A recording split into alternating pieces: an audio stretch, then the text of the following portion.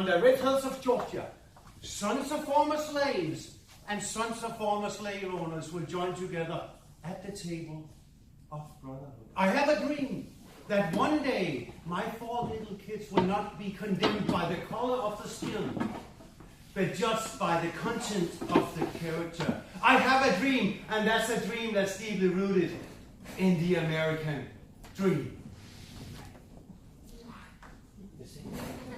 So I say to them tonight, we do not have a white America and a black America. We have a United States of America. And I say to them tonight, we don't have a Hispanic America, Italian America. We have a United States of America. And I ask them tonight, can we unite? Yes, we can. Yes, we can. I do not care if it's a scientific pitch, if it's a political speech, if it's a wedding speech. Whatever it is, you use the same 5 tools to make people listen to you. How many in here have been sitting at a teaching, at a lecture, and within the first 15 seconds been thinking, oh my God, this is going to be boring. This is going to be a long one. How many have tried that? How many have tried the opposite? And normally dead, sick, boring biochemistry class. And then it comes a new teacher. And within the first 15 seconds, whoa, this is exciting. This is different. Yes. What do they do? Welcome. Welcome to a very grateful academic discipline. Public speaking. To do a good presentation. Very grateful because it's very easy to learn. You already know how to do it. In other words, you can very easily become a great public speaker. You can very easily become a great, and you can all very easily become great public speakers. You just have to know my tools, and that's 5,500 if you don't know. Just kidding. That's what I have for you. But first, this is a highly interactive, indeed, a workshop. I want to hear your voice. I want to hear your scream. Because we're going to do interactive learning today. When you move your body, your memory grooves. When your body moves, your memory grooves. Okay, how many have been to an experimental learning workshop? Yes? Right on. So you know that you're going to move your body today. Let's start with the first one. Everybody stand up. Because I want you to remember, we're going to do it at different levels today. Memory is going to be one of them. Body-mind connection is going to be another one. Welcome. First row. It's always good. You see it? Good to see you. Information, you do like me? Information combined with emotion, you can't see it back there, huh? Information combined with emotion becomes a long-term memory. Okay? Information combined with emotion becomes a long-term memory. So that's what I'm going to teach you today. I'm going to teach you and ask you to do the scientific pitch. Move the people when you present your science. Move the people.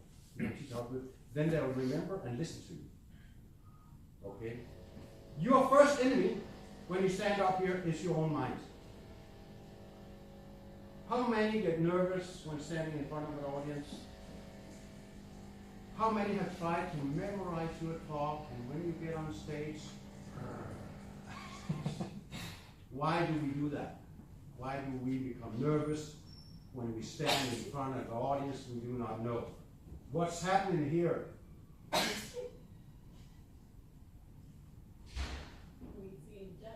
We feel judged. And why do we feel judged? What are we afraid of? That we know more. Yes, what more? Did you say sorry? That they will know more than us. That they'll know more than us. You don't know more than me, don't worry. I know. Okay, what more? Do you think you don't perform well? Do you think about yourself instead of Yes. what you can deliver to the Yes, audience? very good. That's one of the main reasons. That's not the main reason, but I have to say one that helped me a lot.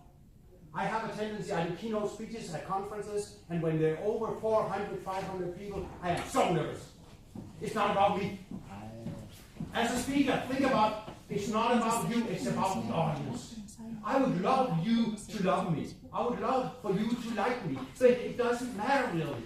What matters is that I get the message out there. So I have to all the time focus on you. It's not about me. This show is not about me. I have some jokes, I hope you laugh, but it's not about me. It's about you. Your first enemy is yourself, and that is the stress hormone cortisol. When we get up here on stage, it is the reptile brain, the Stone Age brain. In the old times, 150,000 years ago, when you were looking at me, you're going to hunt me down. You're going to eat me. You're going to hurt me. And that's the reason, first and foremost reason why we get scared in front of an audience. You may be seated. So what do? I talk to the cortisol. It's a stress hormone cortisol. I say hello. I've just been doing that at the toilet. You are there now, huh? But you're not going to get inside the stress hormone cortisol. You're not going to, excuse my language, fuck with me. You're not going to do this for me. So I put it outside my brain. It's all psychological. It's all psychological. Just admit, I'm nervous. It is the stress hormone cortisol. You look at it. High cortisol, how are you doing? You stay the fuck out there. That's how I do it, and that works. And that's why you get nervous. I have for you the speaking house. But first you have to stand up again. Because how many in here have seen the Amy Cuddy TED Talk, the power pose? Yes? Wonderful TED Talk. It's body-mind connection. You can talk to your mind with your body. When you stand like this, you show your mind that there's nothing to be afraid of. So the cortisol goes down. Everybody do the power pose. This is the power pose. I've just been doing it out in the restroom. Okay? Now, if you do this for 2 minutes, you're going to stand here for 2 minutes. Isn't that nice? It's exercise too for the shoulders, yeah? Now your cortisol, if it is high, it's probably not. I'm a spitter, sorry. you have a bad first row there, man. We have a screen here or something. When you stand like this, your cortisol won't down. You have heard about the swap, the dopamine and cortisol swaps. You can spit before an exciting movie, you spit during the movie, and you spit after the movie. And you can measure in the spit dopamine, oxytocin, cortisol, how it goes up and down. And that's the movie industry, they do it a lot. Okay? Now I want you to scream loud. I want you to think about victory, and I want you to imagine yourself that you're going to have to do a talk. You're going to have to do a presentation. And it's going to go wonderful. You're going to be good. You're going to talk fluently. Your message is going to be out there, and it's going to be structured. I'm going to teach it all. We are going to teach it all today. I have my good colleague with me, Asbjorn. Are you ready to scream? Now I want you to get out of your comfort zone. Why? Because the more you're out of your comfort zone, the easier it gets. You will always be out of your comfort zone when you talk. You always be. Forget about if you stay inside your comfort zone, I'll show you what happens. But first we scream. On 3, real loud. I want you to feel weird. This is fucking strange. This is weird. That's why I want you to get out of your comfort zone. Feel weird. Are you ready to feel weird?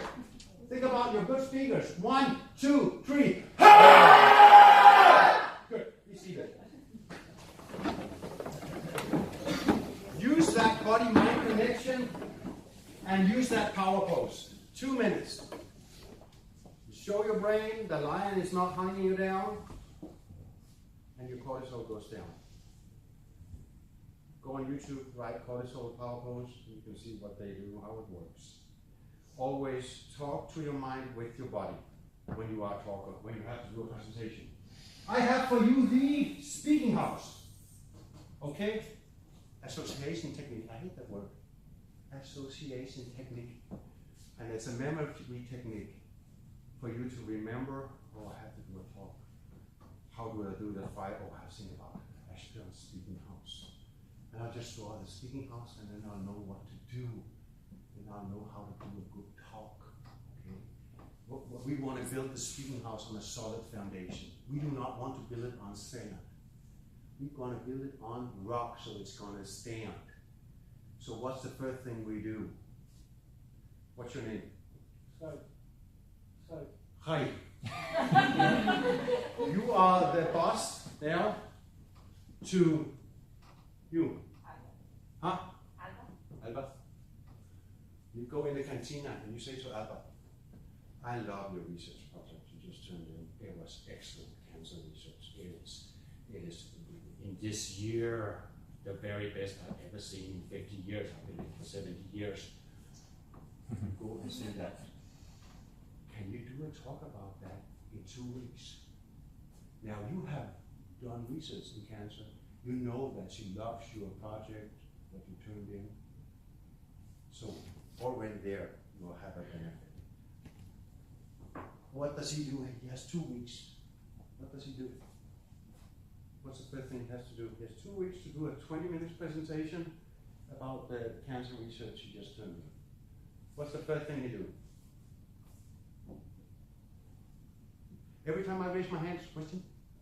And that's one of the speaking house. You want to raise your hand as much as possible when you do a presentation. Your job as a speaker is not perfection. It's connection. I want this stage is sacred. And I want to throw 2 things out the window. Perfection out that door. Don't worry about how you look like. I'm going to spit. I'm probably going to study a little. It's no worries. Because I know I have a good message for you that you can use and that you will remember. Okay? So perfection. Why is a perfect speech boring? Why doesn't... Have you seen on YouTube or been to a presentation? What do people look like when they do a perfect speech? What do they look like? What do they do? Huh? Just stand and not move a little bit. Yeah. When you do want to not get out of your comfort zone. Now I stay stable in my comfort zone and I put on my speaking armor. Do not put on your speaking armor. You don't want no armors here. Hello, how are you doing? My name is Asbjorn. Do my body brush. I'm here to teach you how you become a good speaker. You become a good speaker by not having a manuscript and not looking down in your manuscript. Don't ever look down in your manuscript because every time you lose eye contact with the audience, they are bored. Then you become a very bad speaker if you have a PowerPoint and you turn your back towards the audience and read up loud off your PowerPoint. Don't ever do that. You can memorize books, thick books inside out. You can remember your 10 minutes presentation too inside out. I'm going to teach you how you do remember your 10 minutes presentation. You want to memorize it. And that's the foundation of the speaking house. And that's what you want to do when you have 14 days. First, you want to interview her. What did you like about my project, my research, my degree, my Ph.D., whatever it was? Oh, I love it. And the skin cancer research. Oh, that's what she likes. So that's going to be my climax of my talk. Oh, we not speak anymore, I promise. Okay, so it's memorization. Memo your talk. How do you memo a talk? Memorization. That's a good pen that flips on the floor. Memorization. How do you memorize your talk? How do you memorize your exams? Huh? Practice. Repetition. What more? Huh? I'm sorry? Simplicity. Yes, very good. What more? Write down. Use all your senses. Write it down. What more? Association. That's very good. What more? What do you do when you run? Where's that phone? Let's see if this is a phone. Blah, blah, blah, blah, blah, blah, blah, blah. Might talk about blah, blah, cancel that. Phone. In the ears. Go for a run. What happens with your body when you run and listen at the same time? When your body moves, your memory grows. When your body moves, you want to use all your senses, and you want to take that run, you talk it in on your Mimo, on your phone, and if it's the 20 minutes talk, I always talk them in about 5 times, so they repeat. Then I go for a long bike ride. And what more can you do? You can memorize 20 minutes in a day. I tried it, because if you use all your memorization tools, what more can you do? My presentation I will do for you today is in cancer research. And I had some from my boss, some very good words, so I know that I'm a good researcher. Sing it. That sounds terrible, I know. When does he stop? Sing your, and then the last thing, loci method. Have you had teaching in the loci method? L-O-C-I, Cicero's loci method? Your home, the placement memory method. I do talks about the brain with the World Championship in memorization, Lars Christensen, he's Danish. And he uses a loci method. And that's Cicero. He, in the ancient Rome, is 2,429 years old. Cicero, he loci, and it works wonderful. It's your home. Let's make a grocery list. What do you need to buy when you get home? Banana. What's the first thing you do when you get into, you lock in your home and you see your coat hanger, your shoes? What's the first thing you do? You look at what do you look at? You take your coat and hang it up, right? Yeah. Put some banana out there. Good. See 3 bananas where you hang your coat. If that's the first thing you look, the first place you look. What's the next thing you want to buy? Milk. Milk. 2 gallons of milk where you put your shoes. See it in front of you. Close your eyes. Everybody, close your eyes. See 2 gallons of milk where you put your shoes in your own home. Okay? This works. You will never need to write down a grocery list anymore. This works excellent, and you can do teaching too. Memorize teaching. What's the next thing you want to buy? For the kids. Forget it anyway. Okay. The third place, when you go in the living room, is that where you open the door to the living room? What do you do? Yeah, so you put toothpaste by the stereo, by the TV. What do you do? What? On the sofa? On the sofa. See toothpaste on your sofa. Then you sit on every day. You will never forget it. Now you can do 21 things right now. I don't have time for that. And you can go down in the grocery man store and you can buy it all. Because you just walk through your home. Use the tools you already have. This is a wonderful memory technique. I memorize my talks like that. Right now I am in the bathroom. Okay? So that's memorization. Use the loci method. And I need a black one, better one. I'll take this one again. We want the walls. We want to build the walls now.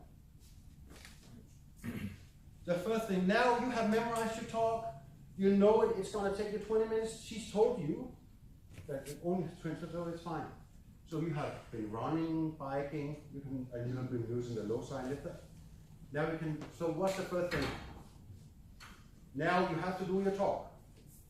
You're standing up here. What's the first challenge? What's the first, huh? Starting. Very good. Start. Now, let's start. I have been to several scientific conferences. They always start with their name, and they always start with what they do research in, and they've just been introduced, and the people are sitting with a program where you can read about the cancer research. So don't do like all others because they do it. Start right away. Start with a hook.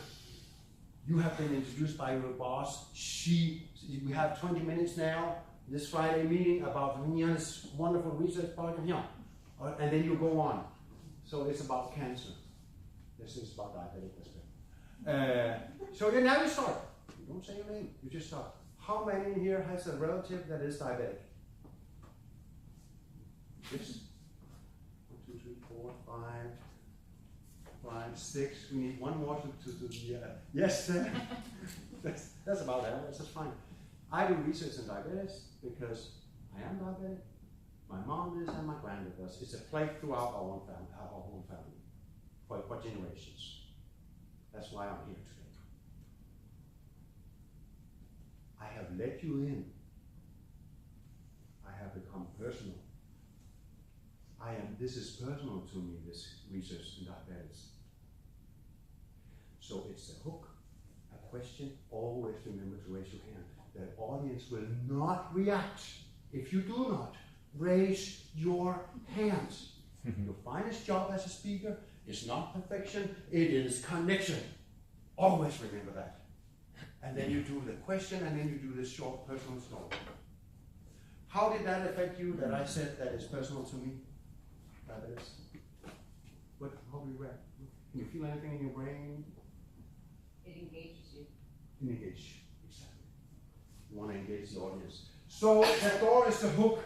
You want to imagine that the audience, I'm keeping the time very good, that the audience is inside, sitting inside the house. You want to kick out that door to the audience. So you start with a hook. That is a question. How many in here? And a personal story. P.S. It can also be a quote. I went to a lecture about Africa.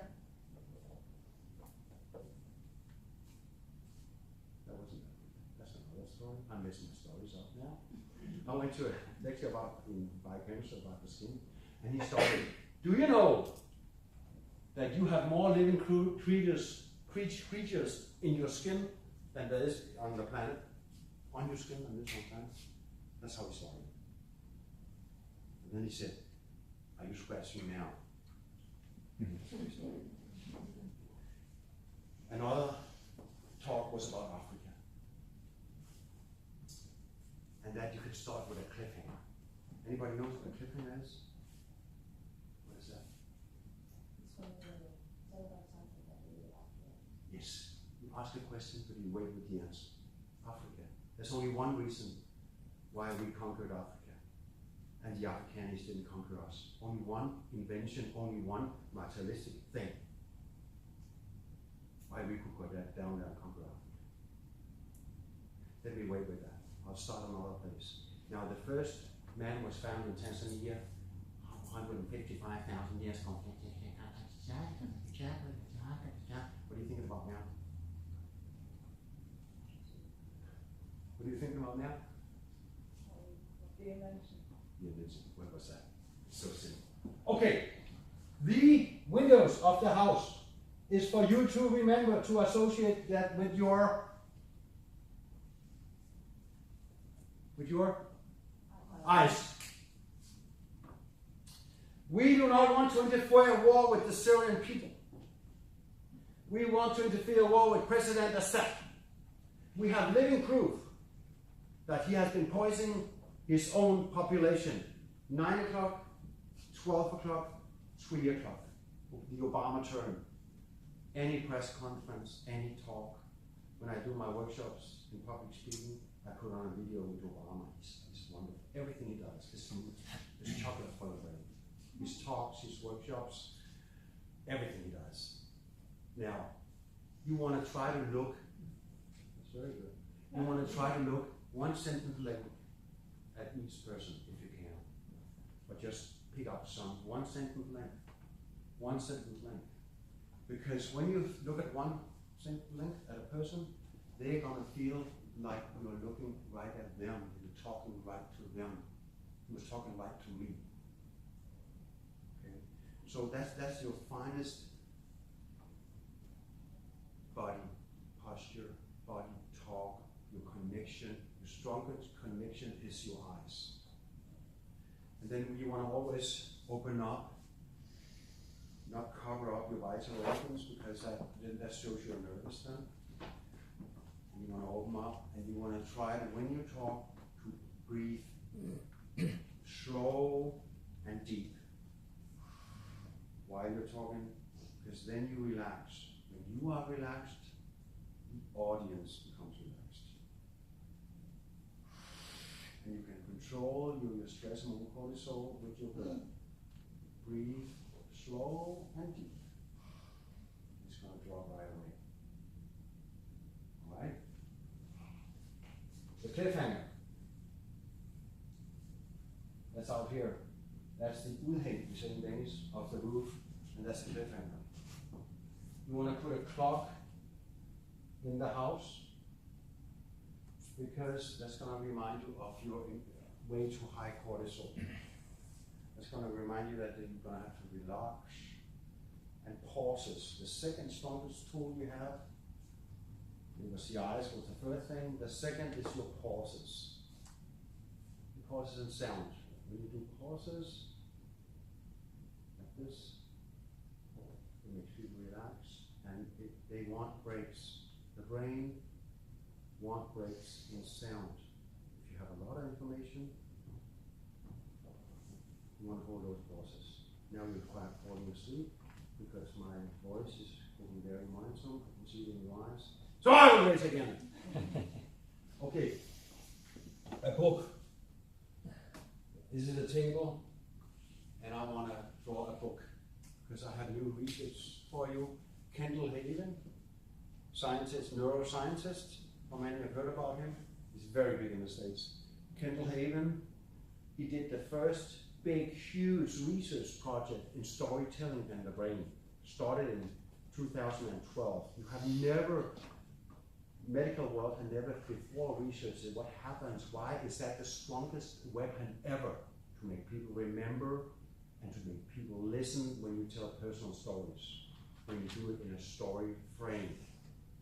So the American government asked Kendall Haven, how many millions do you need? Because they had a little fight, the American government, with NASA, Earth Science Department. They were dependent on money, and fewer and fewer people were reading the scientific articles. So they called up Kendall Haven because he's the first neuroscientist that went from research to a professional storyteller. So the American government calls him up and say, what do we do? NASA doesn't want to change the way they write science. Nobody reads it anymore, we don't get any foundation. Kendall Haven goes to NASA, and he teaches that scientists at NASA, this is how you're going to write your science if you want people to read it. I'm going to teach you that in a moment. How you're going to talk your science and how you're going to read your science. Okay? So the manager, the CEO of NASA comes up to him. That's not how we write. And Kendall Haven goes, yes, I know. Yes, no. No, that's not how we write. Yeah, you're right, that's not how we write. No, that's not how we write here. But that's how you have to write if you want foundation. No.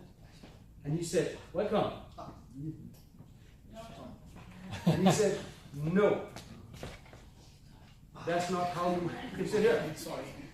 No, okay. You're leaving me? That's not how you write. And he said, no, prove it. Prove that they're going to read the articles much more. And that's why the American government calls up Kendall Haven and says, how many doctors do they need? How many neuroscience do they need? And he said 48, so there are 49 total. How many persons? Thousands. And he called them in and did this project. In an MR scanner, people were looking at movies, listening to stories, different stories, changing the main character. And what happens? What happens inside the brain? They spit test before, dopamine, oxytocin, cortisol, before the story, the movie, during the movie, and after the movie. So now we can go inside the brain and see what works. What works here? And that's storytelling. Beats the shit out of anything. In a frame. Main person, antagonist, protagonist, attention, a problem to solve, a common goal. A common goal. If you have the same goal as the audience, then they will really listen. The goal here is for you to be better presenters. speakers, public speakers. How many would like that? Yes, good.